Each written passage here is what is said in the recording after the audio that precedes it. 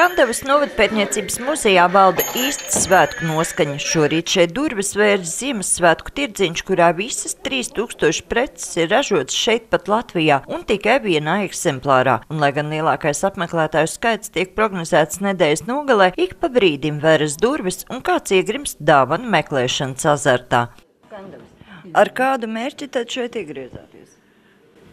Principā skatīties, ko Kandavnieku muzeja dara. Adījums, teiksim, priekš ziemas, priekš dāvanām Ziemassvētku. Kāds bērniem? Kāds tad ir pirmais vērtējums? Ir no kā izvēlēties? Protams.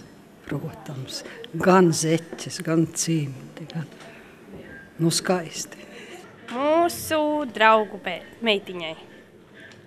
Jūs nācāt speciāli ar domu pēc dāvanas? Noteikti nē.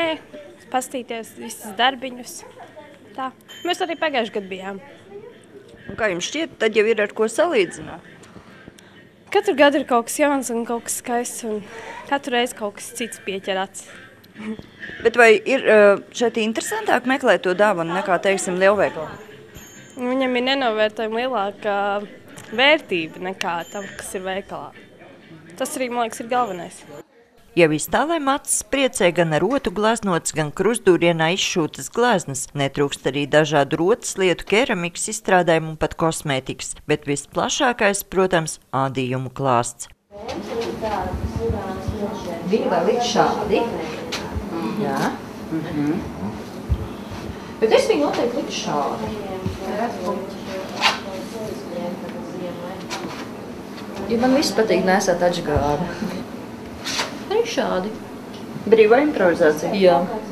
Bet citi šeit iegriežušies nevien, lai nolūkotu kādu dāvanu, bet arī, lai noskatītu kādu nezināmu rakstu. Es skatos, ka jūs visu laiku fotografējat, vai? Es mammai rādīt. Par cik mamma nevar atbraukt, viņa laukam, un šeit ir grūti uznākt viņai, un tad es ielikšu datorā, un tad viņai parādīšu. Jo viņa arī āda zeķis. Tagad zeķis cimdis ļoti liela rokdarbniece ir. Mārīte stāsta, ka arī pati ir rokdarbniece, un šeit atrodamas arī dažas viņas adītās šālas. Adīšana gan vairāk esot kā vaļasprieks, jo pircēju rocība ārpus galvaspilsētas ir visai niecīga, un grūtības sagādājot arī rast dzīvu modernās un dzīves priecīgās krāsās. Jā, teiksim, to parasto vēl arī ir, ja konkrēts krāsas ir grūti. Un par cik man nav tādas parastā vilna, tad man ir vēl grūtāk. Tad Kandavā vispār ir diezgan pagrūti krāsas ziņā. Tad ir jābrauc kaut kur tālāk. Ziemassvētku dāvanu tirdziņš Kandavā notiek jau otro reizi, un pasākuma organizators stāsta, ka uz šo soli sadūšojušies, jo pagājušajā gadā tirgošanās gājusi no rokas. Kad pagājušajā gadā beidzās šis dāvanu tirgus, vai bija daudz ko novākt? Mēs aptuveni pusi pārdevām. Jā, mums bija aptuveni 2500 darbi, mēs vairāk kā 1000 pārdevām. Un arī paši viņi bija pārsteigti par to, kas ir nopirkts un cik daudz ir nopirkts. Jā, un palīdzēja arī tie. Tā kā pusi aptuveni. Un kas ir šogad? Tieši par darbiem jauns nāc klāt vai vispār?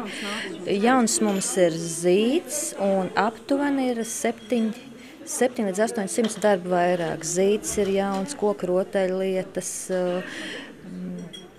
vairāk rotas, ādas izstrādājumi dažādi. Ja. Kāds tad šis sākums šajā gadā ir bijis? Es domāju, ka šis noteikti labs, ja, jo vēl neesam lāgā apsēdušās. Ja, visu laiku cilvēki interesē, piedāvājās, jo tikko labi atslēdzām 10. muzeja durvis, tā jau cilvēki bija atbraukuši un iepirkās. Ja, un apjūsmoja, un nav tā, ka tikai izskrien cauri, ļoti rūpīgi izvērtē, apskatās autorus, tehniku. Ja.